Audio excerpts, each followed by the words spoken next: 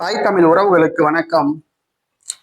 காங்கிரஸ் எம்எல்ஏக்கள் 6 பேர் பாரதிய ஜனதா கட்சிக்கு ஓட்டம். காங்கிரஸ் எம்எல்ஏக்கள் 6 பேர் பாரதிய ஜனதா கட்சிக்கு ஓட்டம் என்ற தலைப்பில் இந்த காணொலியை நாம் காண்கிறோம்.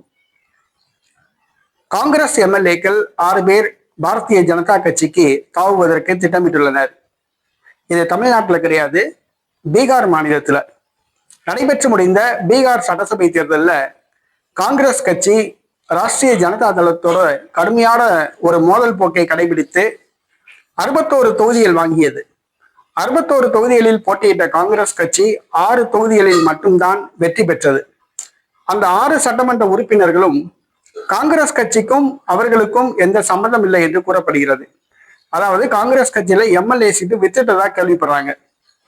அதாவது காங்கிரஸ் கட்சியை சாராதவர்களுக்கு தேர்தலில் போட்டியிட வாய்ப்பு வழங்கப்பட்டதாகவும் வெற்றி பெற்ற அந்த 6 பேரும் காங்கிரஸ் கட்சிக்கும் அவர்களுக்கும் சம்பந்தம் இல்லை என்று கூறப்படுகிறது. சமீப காலமாக காங்கிரஸ் கட்சி கலந்தாய்வு கூட்டங்கள், காரிய கமிட்டி கூட்டங்கள், பொதுக்கூட்டங்களில் அந்த 6 சட்டமன்ற உறுப்பினர்களும் கலந்து கொள்வதில்லை, காங்கிரஸ் நிகழ்ச்சியை புறக்கணிப்பதாக கூறப்படுகிறது. அவர்கள் பாஜகவுடன் நெருக்கமாக இருப்பதாக கூறப்படுகிறது. பீகாரில் பாரதிய ஜனதா கட்சியில் அவர்கள் இணைய உள்ளதாக கூறப்படுகிறது. பீகார் காங்கிரஸ் எம்எல்ஏக்கள் 6 பேர் பாரதிய ஜனதா கட்சியில் இணைய உள்ளதாக வந்துள்ள செய்தி காங்கிரஸ் கட்சிக்கு ஒரு மிகப்பெரிய அதிர்ச்சியை கொடுத்துள்ளது. காங்கிரஸ் கட்சி தேர்தலில் சீட்டு கொடுக்கறது யாரு கொடுக்குதுன்னு கேட்டா, கட்சியில் அடிமட்ட உறுப்பினர்களுக்கு கொடுக்கறது கிடையாது. யாராவது ஒரு வசதியானவங்க, பணம் படைத்தவர்கள், செல்வந்தர்கள், தொழில் அதிபர்கள் காங்கிரஸ் கட்சி சார்பில் போட்டியிட முன் வந்தாங்கன்னா அவங்களுக்கு சீட்டை கொடுக்குது. அவங்க என்ன பண்றாங்க, ஜெயிச்ச பிறகு வேற கட்சிக்கு போறாங்க.